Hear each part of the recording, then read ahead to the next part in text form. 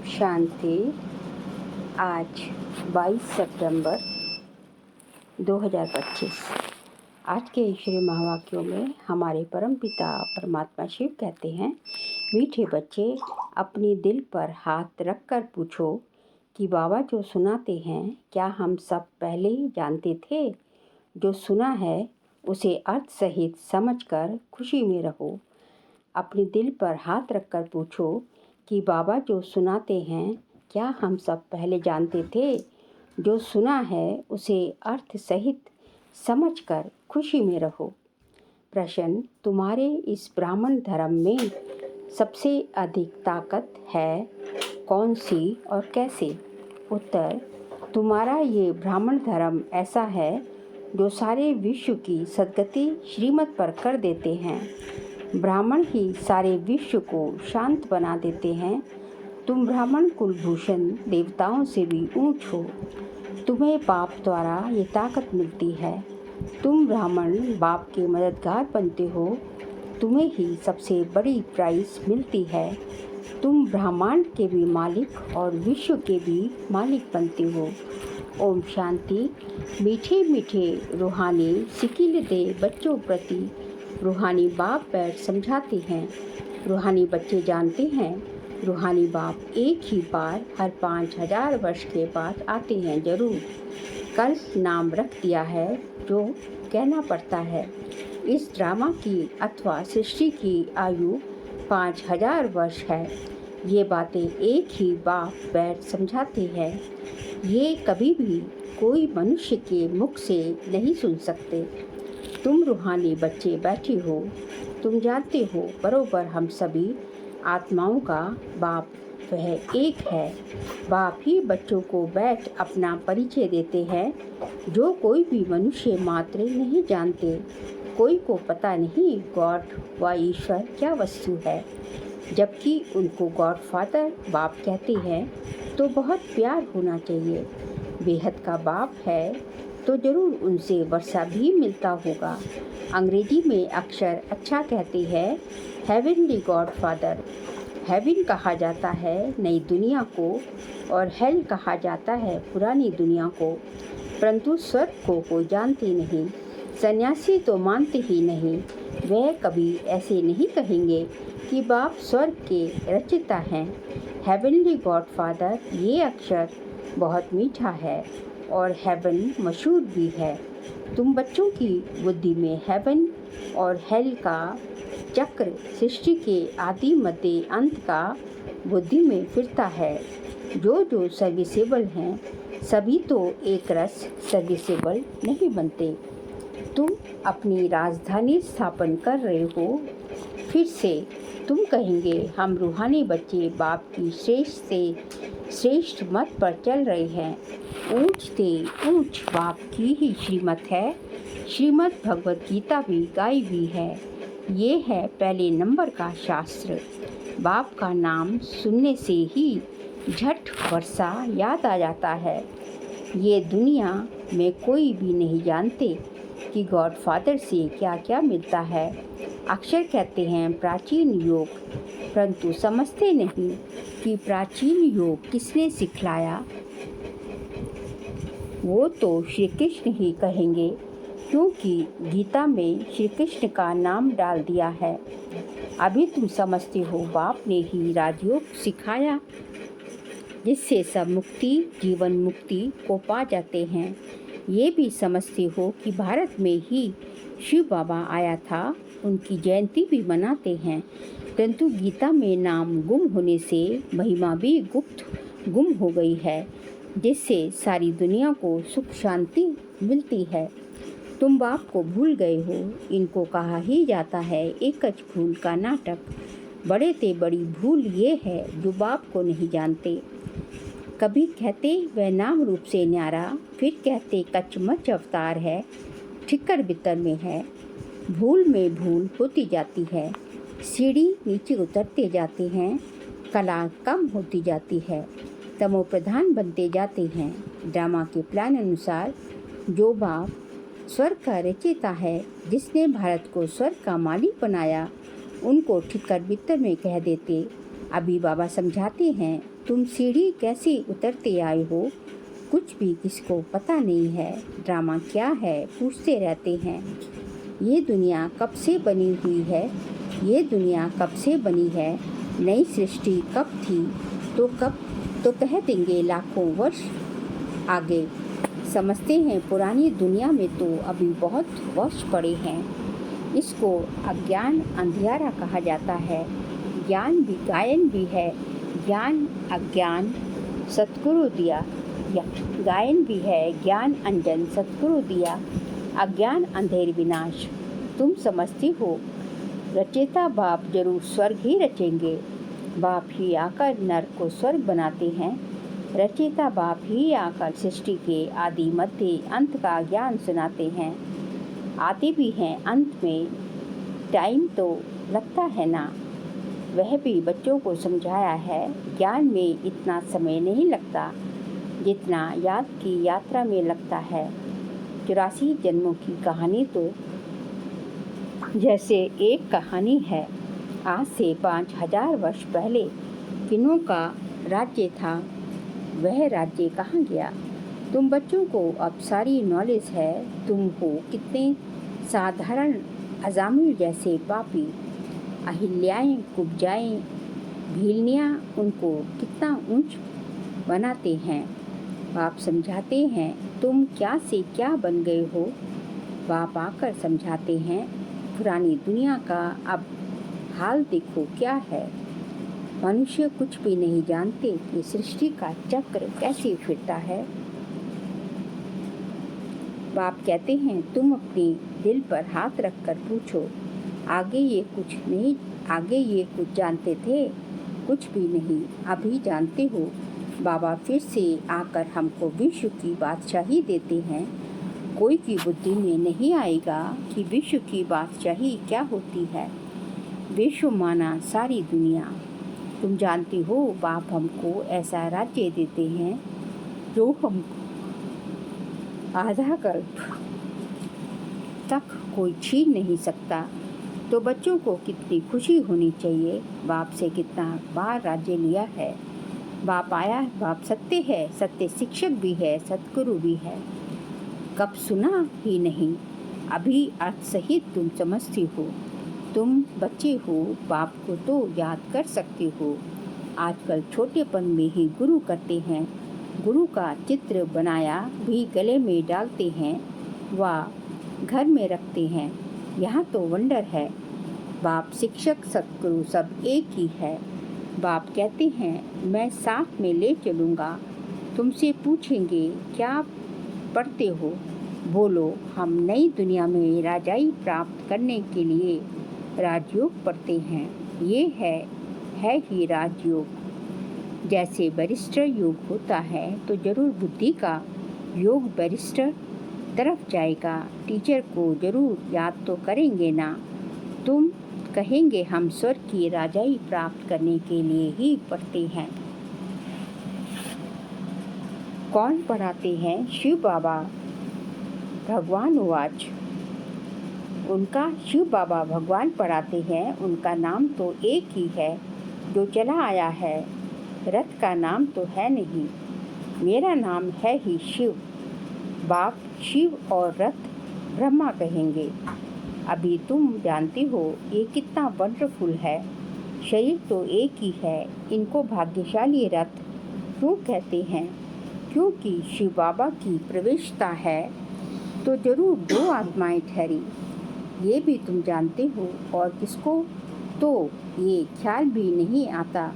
अब दिखाते हैं भागीरथ ने गंगा लाई, क्या पानी लाया। अभी तुम प्रैक्टिकल में देखते हो क्या लाया है, किसने लाया है,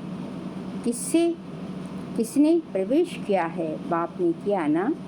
मनुष्य में पानी थोड़ी ही प्रवेश करेगा, जटाओं से पानी थोड़ी ही आएगा। इन बातों पर मनुष्य कभी ख्याल भी नहीं करते। कहा ही जाता है रिलीजन इज़ माइट, रिलीजन में ताकत है। बताओ सबसे ज़्यादा किस रिलीजन में ताकत है? ब्राह्मण रिलीजन में। हाँ ये ठीक है, जो कुछ ताकत है ब्राह्मण धर्म में ही है और कोई रिलीजन में कोई ताकत नहीं। तुम भी ब्राह्मण हो, ब्राह्मणों को ताकत मिलती है बाप से, जो फिर तुम विश्व के मालिक बनते हो। तुम्हारे में कितनी बड़ी ताकत है। तुम कहेंगे हम ब्राह्मण धर्म के हैं, किसकी बुद्धि में नहीं बैठेगा। विराट रूप भल बनाया है, परंतु वह भी आधा है। मुख्य रचता और उसकी पहली रचना को कोई नहीं जानते। बाप है रचता, फिर ब्राह्मण है चोटी, इसमें ताकत है। बाप को सिर्फ याद करने से ताकत मिलती है। बच्चे तो जरूर नंबरवार ही बनेंगे ना। तुम इसी दुनिया में सर्वोत्तम ब्राह्मण कुलभूषण हो, देवताओं से भी ऊंच हो। तुमको अब ताकत मिलती है। सबसे ज़्यादा ताकत है ब्राह्मण धर्म में। ब्राह्मण क्या बनते हैं? मानो सारी विश्व को शांत बना देते हैं। तुम्हारा धर्म ऐसा है जो सर्व की सद्गति करता है श्रीमत द्वारा। तब बाप कहते हैं, तुमको अपने से भी ऊंच बनाता हूँ। तुम ब्रह्मांड के भी मालिक और विश्व के भी मालिक बनते हो। तुम सारे विश्व पर तुम राजाई करेंगे। अभी गाते हैं ना, भारत हमारा देश है। कभी महिमा के गीत गाते, कभी फिर कहते भारत की क्या हालत है भगवान। जानते नहीं कि भारत इतना ऊंच कब था। मनुष्य तो समझते हैं स्वर्ग अथवा नरक यहाँ है। जिसको धन मोटर आदि है वह स्वर्ग में है। ये नहीं समझते स्वर्ग कहा ही जाता है नई दुनिया को। यहाँ सब कुछ सीखना है। साइंस का हुनर भी फिर वहाँ काम में आता है। ये साइंस भी वहाँ सुख देती है। यहाँ तो इन सब से है अल्पकाल का सुख। वहाँ तुम बच्चों के लिए ये स्थायी सुख ही आएगा। तो वहाँ तुम बच्चों के लिए स्थायी सुख हो जाएगा। यहाँ सब सीखना है जो फिर संस्कार ले चलेंगे।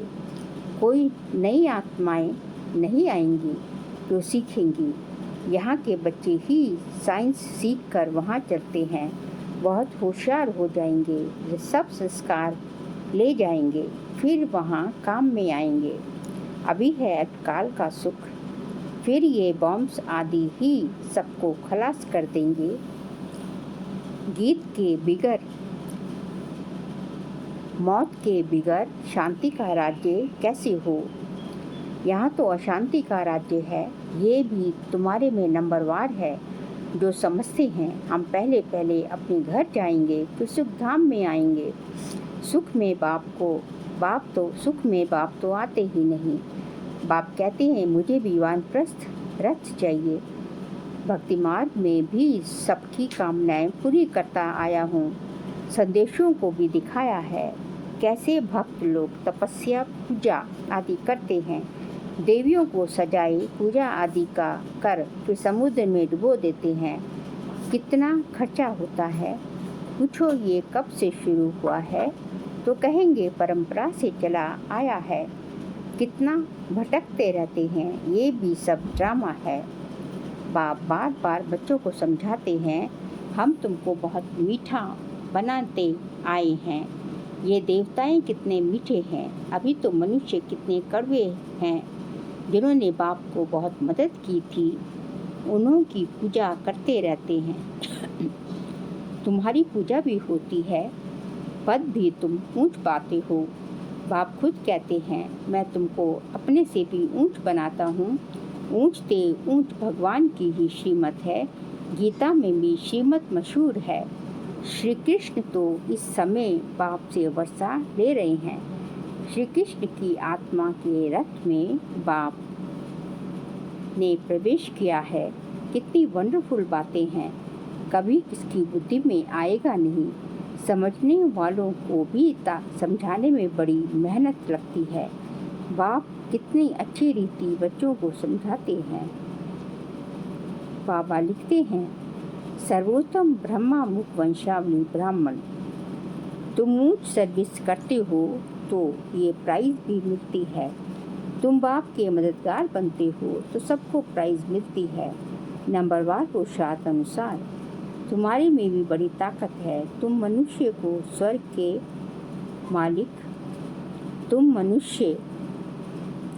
स्वर्ग का मालिक बना सकते हो। तुम रूहानी सेना हो। तुम ये बैच नहीं लगाएंगे तो मनुष्य कैसे समझेंगे कि ये भी रूहानी मिलिट्री है।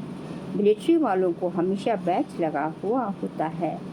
शिव बाबा है नई दुनिया का रचयिता। वहाँ इन देवताओं का राज्य था, अब नहीं है। वे बाप कहते हैं मन मना भव, देह सहित सब संबंध छोड़ मामेकम याद करो तो श्री कृष्ण की डायनेस्टी में आ जाएंगे। इसमें लज्जा की तो बात ही नहीं। बाप की याद रहेगी। बाप इनके लिए भी बताते हैं। बाप इसमें लज्जा की तो बात ही नहीं। बाप की याद रहेगी। बाप इनके लिए भी बताते हैं। ये नारायण की पूजा करते थे। नारायण की मूर्ति साथ में रहती थी। चलते फिरते उसको देखते थे। अभी तुम बच्चों को ज्ञान है, बैच तो जरूर लगा रहना चाहिए। तुम हो नर को नारायण बनाने वाले। राजयोग भी तुम ही सिखलाते हो। नर से नारायण बनाने की सर्विस करते हो। अपने को देखना है, हमारे में कोई अवगुण तो नहीं। तुम बच्चे बाप दादा के पास आते हो। बाप है शिव बाबा, दादा है उनका रथ। बाप जरूर रथ द्वारा ही मिलेंगे। बाप के पास आते हैं रिफ्रेश होने। सम्मुख बैठने से याद पड़ती है। बाबा आया है ले जाने के लिए। बाप सम्मुख बैठे हैं तो ज़्यादा याद आनी चाहिए। अपनी याद की यात्रा को वहाँ भी तुम रोज़ बढ़ा सकते हो। अच्छा मीठे मीठे सिकिल दे बच्चों प्रति माता पिता बाप दादा का याद प्यार और गुड मॉर्निंग। रूहानी बाप की रूहानी बच्चों को नमस्ते। हम रूहानी बच्चों की रूहानी बाप दादा को नमस्ते नमस्ते, गुड मॉर्निंग। शुक्रिया बाबा शुक्रिया। सार के लिए पॉइंट्स है। अपने को देखना है, हमारे में कोई अवगुण तो नहीं। जैसे देवता ही मीठे हैं ऐसा मीठा बनना है। सेकंड पॉइंट, बाप की श्रेष्ठ से श्रेष्ठ मत पर चल अपनी राजधानी स्थापन करनी है। सर्विसेबल बनने के लिए सृष्टि के आदि मध्य अंत का हेवन और हेल का ज्ञान बुद्धि में फिराना है। आज का बाबा का वरदान है, खुदाई खिदमतगार की स्मृति द्वारा सहज याद का अनुभव करने वाले सहजयोगी भव। खुदाई खिदमतगार की स्मृति द्वारा सहज याद का अनुभव करने वाले सहजयोगी भव। खुदाई खिदमतगार अर्थात जो खुदा व बाप ने खिदमत दी है उसी सेवा में सदा तत्पर रहने वाला। सदा यही नशा रहे कि हमें स्वयं खुदा ने खिदमत दी है, मतलब खुदा ने सेवा दी है। कार्य करते हुए जिसने कार्य दिया है उसको कभी भूला नहीं जाता। तो कर्मणा सेवा में भी ये स्मृति रहे कि बाप के डायरेक्शन अनुसार कर रहे हैं तो सहज याद का अनुभव करते सहजयोगी बन जाएंगे। स्लोगन है, सदा गॉडली स्टूडेंट लाइफ की स्मृति रहे तो माया समीप नहीं आ सकती।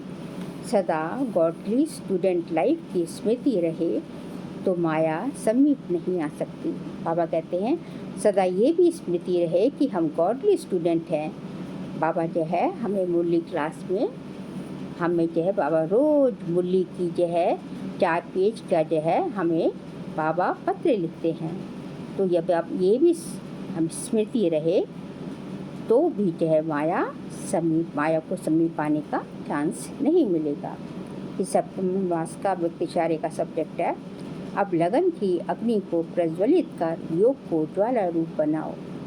आज का पॉइंट है, जितना स्थापना के निमित्त बने हुए ज्वाला रूप होंगे उतना ही विनाश ज्वाला प्रत्यक्ष होगी। संगठन रूप में ज्वाला रूप की याद विश्व के विनाश का कार्य संपन्न करेगी। इसके लिए हर सेवा केंद्र पर विशेष योग के प्रोग्राम चलते रहें तो विनाश ज्वाला को पंखा लगेगा।